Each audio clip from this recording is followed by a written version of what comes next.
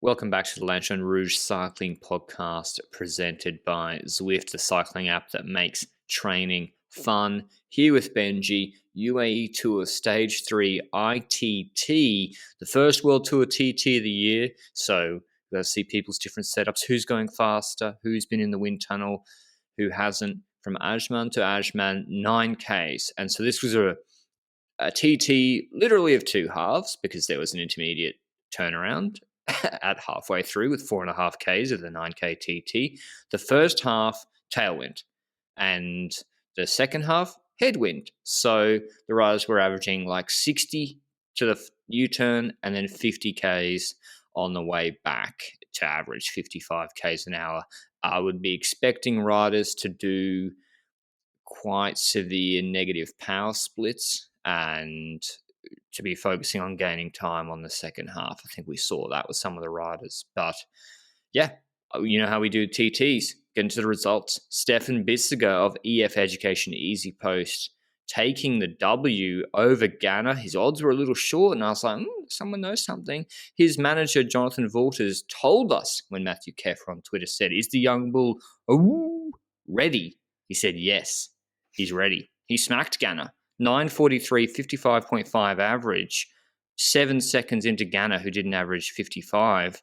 Dumoulin third on 14. Pogacar fourth. Again, good TT. 18. Almeida 4 seconds behind Pogacar. 22.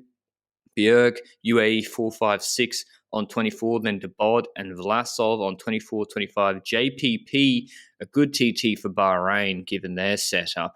And Philipsen 10th on 28 seconds. What do you make of that top 10, Benji? Any surprises or expected things for you?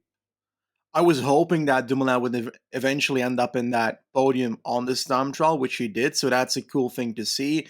And I think the biggest surprise, let's be honest about it, Philipsen top 10. I didn't really see that coming. Crazy. I thought he wouldn't even try, to be honest, but it's cool to see him try. And I'll go back into that a bit later in this podcast. But first, I'd like to focus on the most important riders in this time trial, Bissiger and Ganna. Ganna, I'm not sure we can call it an underperformance. Bissiger was just better today. And we can talk about the win situation all we want, but if the road goes in one direction for the first half of the time trial and goes in the opposite direction in the second half, I, without any expert mathematics knowledge and so forth, would expect that would even itself out if the wind changes throughout the day during a time trial session. Or am I wrong in that aspect? Well, they spend more time on the second half, almost a minute more, but as Jonathan Walters was quick to point out on Twitter, Bissiger put a second into Ganna on the tailwind section because Ganna likes a heavy negative split himself. That's what he did in Worlds, where I think Van Aert was maybe up on him in the intermediates, the first one. So Bissiger beat him on both ends. 1 second at T1 at 4:26 v 4:27, and then T1 to finish 5:17 against 5:23. So Bissiger paced it perfectly and just you beat Ganna. Like last year, I think he lost 20 seconds or so, 15 seconds to Ganna in the 13K swirling TT. There wasn't out and back, there was a loop. Does this already change what you think could happen in the Tour de France Stage 1, Benji? Not necessarily. I think that Ganna at his peak goals in the season always performs much better than the races that are surrounding that. So I wasn't expecting him to deliver a time today that would be on the level of his World Championships form or a Giro first time trial form, for example. Now, I wasn't expecting Bissiger to beat him personally, although there's been signs in the past of Bissiger being much better at shorter time trials and longer ones. And we've seen that his range is somewhat between the prologue version of time trials and 25-ish kilometers. Once it goes over that, he starts losing more time. You have the same feeling about that? Yeah, I agree. I mean, he has done some okay longer ones, but these short TTs, he is just unbelievable. Benelux Tour last year, 11K TT, he averaged about 55 and put 20 seconds into Kung, 11Ks, and 23 into Dumoulin. It was big TT. And even Affini, he's on a good setup and was Yeah. flying, put 15 into him. So yeah, he just seems really good. He's got the POC Temple helmet on. Seems to suit him. Very aero. How he goes in technical sections, this just has one turnaround. I think, I don't know. We'll see in the Tour. The Tour TT is more technical. I think it Yep. suits Pedersen types more. But Ganna, you're right, Benji. We said it yesterday. Okay, he's won the prologue at Bessèges. He's won the TT at Tour de la Provence. Oh, no, it was the last stage in Bessèges. But who's there? And what's the margins? And Ganna at 90% can win those. And so it's difficult to predict how he'll go. But yeah, I think this was not peak Ganna, but I still think Bissiger is unbelievable at these top TTs. Dumoulin, though, you said, Benji. Were you pleasantly surprised that he could put 4, 5, 6 seconds into Pogačar and Almeida? Yes, certainly, because it's a good sign for the Giro as well, knowing that he's a GC leader for Jumbo together with Tobias Foss there. Those two riders can time trial, and there's a time trial, I think, on stage 3, if my mind serves me correctly. So, yeah, that's going to matter. You sure there's not unlimited time trial in that Giro? Because, like, it's the least of all the Grand Tours, but it's going to matter nonetheless. And just seeing that the form is there is something that I like, because it also shows for this UAE Tour that he might be competing for GC podium or something like that. So I'm fascinated to see what Dumoulin brings this week. I was hoping he would put in a good time just to see if he has good form so that we can see him in the coming mountain stages. As simple as that. Do I expect him to climb better than Pogačar on Jebel Hafid? No. No, I don't think so. And the gaps are too small here. Other riders like Vlasov, who was good, much improved TT last year at Astana, he got this pacing strategy wrong. Yeah, but his shorter time trials seem to be better than his longer ones, right? Yeah, I think you're right. He's pretty good at, like, I think 15Ks, he's really good. But here, him and Paulus, so it's funny, Bissiger got it right on EF, Paulus didn't. So Paulus did 4:31, 4 seconds behind Ganna at T1, and then did the 16th best time on T1 into the headwind to the finish, and ended up finishing 10th.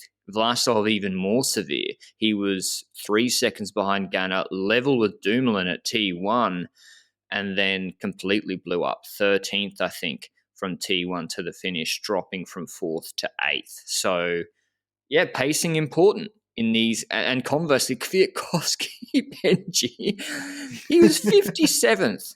So Philipsen and Kwiatkowski are very aero, I think. He was 57th at T1, Philipsen 22nd, and then they moved up and did 9th and 8th best times into the headwinds. So they must have low CDAs, those two riders. But yeah, that's the stage results. Let's talk GC contenders, though, who are not all in the top 10. Adam Yates wearing a helmet that looks 6-7 times too big, but whatever works. And I think it worked, Benji. I was really surprised by his TT. I was expecting a decent time on a short time trial by Adam Yates, but this is indeed better than I expected, I would dare to say. He's only losing 11 seconds to Pogačar on this time trial, which is good, because if it's more than that, he's kind of already having trouble in GC if it's like 15 to 20 to 30 seconds. So he'd need to actually put proper time into people on Jebel Hafid, which is not the easiest thing to do against Tadej Pogačar. So it's good that he's relatively close for the further follow-up of the race, and I'm happy to see this for further sections in the year as well, to see what that offers in a Grand Tour and so forth. What Grand Tour he's going to, was it Vuelta, if I recall correctly? It's not named yet, but he's not on the Giro and Tour de France list for now, so you never know, it might be the Vuelta, which has time trials. Should he? Yeah, I think so. With no Bernal, I think Yates to the Tour is key, and just some data to back up that I think his TT's improved. I think Pogačar's TT here was actually better than last year's. He put time into Bjerg. He put time into Almeida again. I think he lost to Bjerg last year, but Yates lost 2.6 seconds per kilometre last year to Pogačar across the 13K TT. He lost 1.1 seconds per kilometre here. So much closer per kilometre. And his back end was really good, even though he looked like he was blowing up in the last 400 metres. Because, like, as Benji said, 25 seconds, 30 seconds with just Havit because Jais is hard to make gaps. We saw last year. It was too much. Like you can't gain that much time back.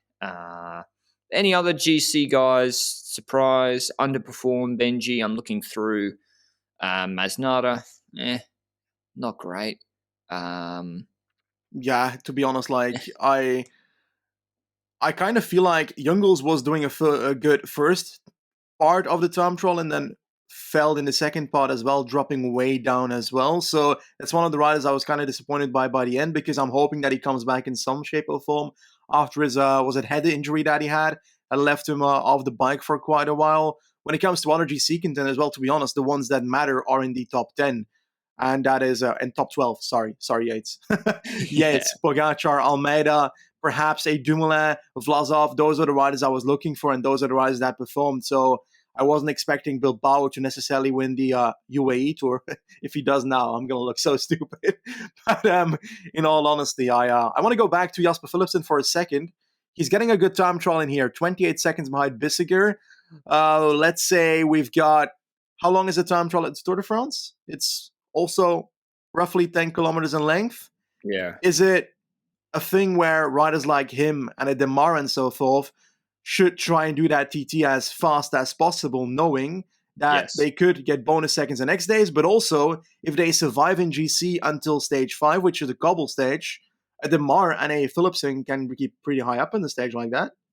Exactly. I think Philipsen with a more technical TT too, like he can stay pretty close. So yeah, that's a good point, and we're expecting those guys to do that. And Philipsen will be going to the Tour de France. I'm pretty sure Alpes and Phoenix have already confirmed. Otherwise, Hindley, not a great TT. First up for Bora Hansgrohe.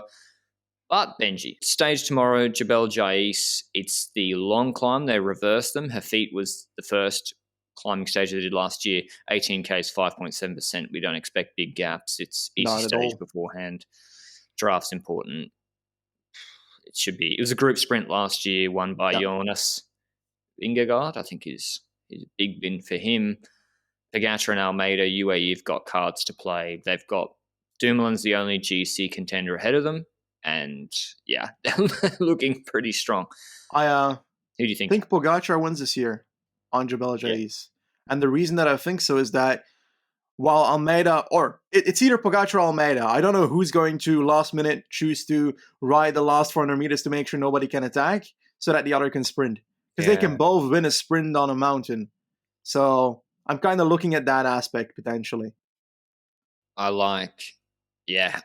can't disagree with you. Pogacar, Almeida, punchy, fast guys. Nielsen Powers, I'd like him to ride conservatively, try and get a top 5 GC here, and he's got good punch too, so maybe he can do something for EF. But what I want to talk about, Benji, and we saw Luke Plapp riding a road bike in that TT today, and it reminded me, we haven't provided our opinion on this yet, and we have to provide our opinion on everything in cycling. But before we get into our discussion on TT bikes, a word from our show partner, Zwift. Zwift is the cycling app that makes training fun, but training's not always about crushing intervals. Sometimes it's just turn your legs over for 60 minutes, which that's what it is most of the time for me. The LRCP Zwift Q&A ride tonight, 6 p.m. UK time, 7 p.m. European time, is the perfect opportunity for a social ride with a few hot takes from me and Benji thrown in for good measure. If you're listening later on, same time, Tuesday next week, we'll have our UAE hot takes on that one there. Thanks to Zwift for supporting the podcast. Road bikes or TT bikes. Chris Froome last week after the Bernal crash prompted him to come out on social media, or YouTube rather, and say he doesn't think TT bikes should be used in pro cycling. There should still be TTs, but they should be done on road bikes. He provided a list of reasons: logistics, mechanics, safety, etc., and also that the best TTs he thinks would still perform on the road bikes. And Luke Plapp riding a road bike today, I haven't confirmed the reason yet for why, but prompted me to think why what we think about it. What do you think, Benji? Because honestly, I hadn't really thought of it before. Well, it's a bit of an intricate issue, isn't it? Because there's multiple aspects to it. What I don't like about the way this was brought up is that it was brought up just after the Bernal crash, and I personally don't think the bike was the issue in the crash. Bernal was, as in the police report and so forth, said to be riding on the road, training on a TT bike at a relatively high speed. There was a bus parked there, and he was looking at the ground because that's what you do to be as aero as possible to teach yourself the position on a time trial bike, and just straight up rode into the back of that bus as a consequence of not seeing the bus, most likely, because otherwise he probably wouldn't have ridden into it. Now, next to that, I think whether you take away that TT bike and put a road bike there, we've seen road bikes in time trials before. Was it San Juan 2 years ago? Yep. Half of the riders were looking at the floor in the same way as on a TT bike. So, my take on that is that you're going to have the same helmet on, you're going to have the same vision on that bike, you're going to be looking at the floor anyway. Like, what is it going to change? People are still going to train their position. The difference is that your hands are closer to the brakes on road bikes.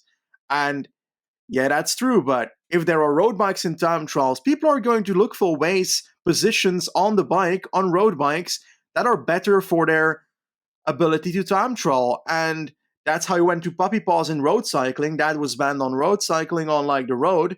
But when it comes to TT, will riders be able to use their forearms on steers and so forth? That aspect, like, I think people are going to look for dangerous positions once again. It's going to cause other issues. And next to that, I think that there's other things that could be done than taking away the TT bikes. And then I look at what Pitcock said about the issue, which was a more delicate, normal approach in my eyes than just say, well, let's ban the TT bikes. And he brought up the idea of like making it more responsible in the way that it's trained with TT bikes. Because Bernal, from the camera that we saw when the crash happened, was riding relatively alone with riders perhaps a lot behind him, which didn't react in time probably to tell him that something was happening. Like, let's say a rider is riding, training on a TT bike, try and do so on roads that are less dangerous than actual full-on traffic.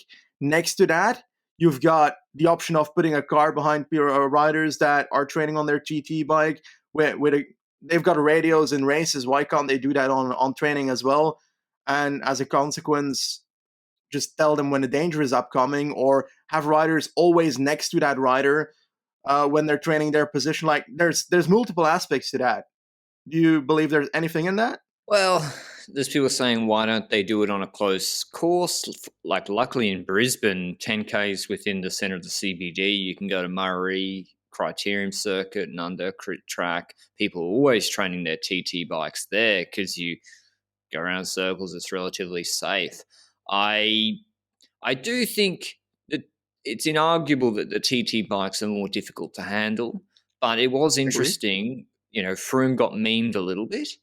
I think iSimp Pidcock Instagram account put up a meme saying he's only saying this because the fact TT bike's no good. And Froome responded to it on his official Instagram account. It's like a 600 follower Instagram account. He's got 1 million followers.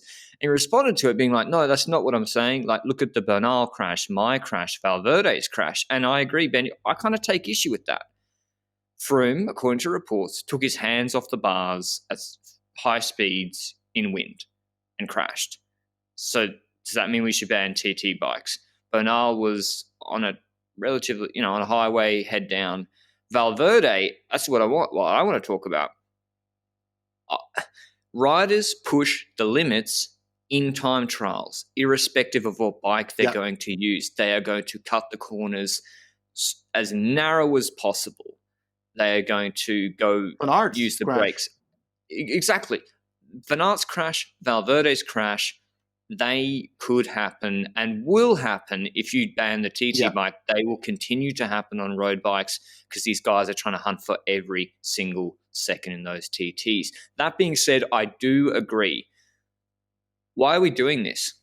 Why are we using TT bikes? The mechanics must be a complete pain in the ass. The logistics, they've just had to haul extra bikes for a 9K 10-minute TT all the way to the Middle East.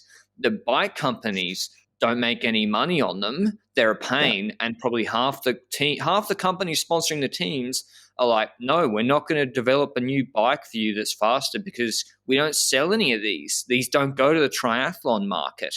And so I'm like, why are we doing this? And Kung said, pure time trialist specialist, he was like, TT bikes are the F1 of cycling. They drive innovation in cycling. And yeah, do you though? Does the fact that it's a TT bike drive the innovation? I think it does, because they're trying to make the bike and the setup as aero as possible. They make innovation in aero as a consequence. And yeah, they're going to start adapting road bikes then into more aerodynamic things, and it's going to become half a TT bike, half a road bike, and it's going to have the same problems because people won't buy that as well for the road. So like, they're gonna find ways to innovate a road bike into making it more aero anyway. Exactly. And therefore they're going to need more aero bikes to be taken with them to UAE anyway. So like, these logistical issues will happen as well, because you'll automatically have teams that will try and find the edge once again on the other teams, and teams with money will be able to do that once again. And yeah, unless you have a very specific rule set that says that the bike needs to be this long, it needs to be that shape, it needs to be like that, but then you're blocking innovation. And as well, I think other people said, oh, well, the best time trialists will win still on the road bike. And I don't know about that. Depends. We have some limited data, like Evenepoel and San Juan was good. We have limited data that, yeah, maybe that's the case, but that's not World Tour competition. And the one real reason I don't want this to happen is because it punishes all the GC contenders that have been good professionals who have committed to hours on the TT bike, and rewards guys who kind of haven't done the work on their TT bike. Or David Gaudu, conversely, who was really bad at TT.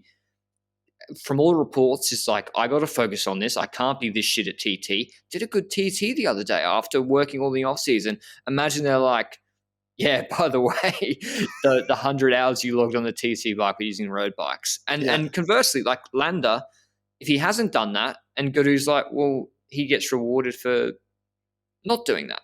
That's the main reason I don't really like it. But your prediction, Benji, will they ever change it? I don't think so. I don't think so. And I also, like, to be honest, like, from the writers that have brought out the information about this, we saw Pidcock talk about, like we mentioned, like the lighter ideas, like making it safer, the areas in which we ride, and the situations and circumstances in which we train on TT bikes, which I find that normal. It's a team's responsibility to make the situations in which the riders train as safely as possible, in my eyes. And some teams don't really do that. We saw Bora sprinting in open traffic 2-3 weeks ago, for example. But like, there's other teams that are doing that more safer, and perhaps as a consequence, we don't see as many injuries or crashes in those teams. So I think that's also an aspect that teams need to take on, personally. Well, yeah, it was brought up, like, should there be a rider's code of conduct when training from the UCI, like people chasing trucks, even on their road bike, people doing, like, Trek, Benji. I see the guys in Andorra drive. The Trek guys, you can see 1,000 miles away. They're riding pink kits. Yeah. Ineos, the same, orange training kits. Like, that makes a marginal difference too. It's not just the TT bikes. It's also how the riders ride on open roads. Anyway, that's our discussion. We didn't really reach a firm answer, I don't think. Let us know what you think about TT bikes. Do you agree with Froome? Do you think they should be banned? Do you think they drive any innovation, or do you think they're a waste of time? But otherwise, that was our UAE Tour Stage 3 recap. Pogacar is looking pretty good. Even though he had COVID, he is flying. So he seems to, touch wood, be unaffected by that. Mountaintop finish tomorrow. We'll have our recap then. Ciao.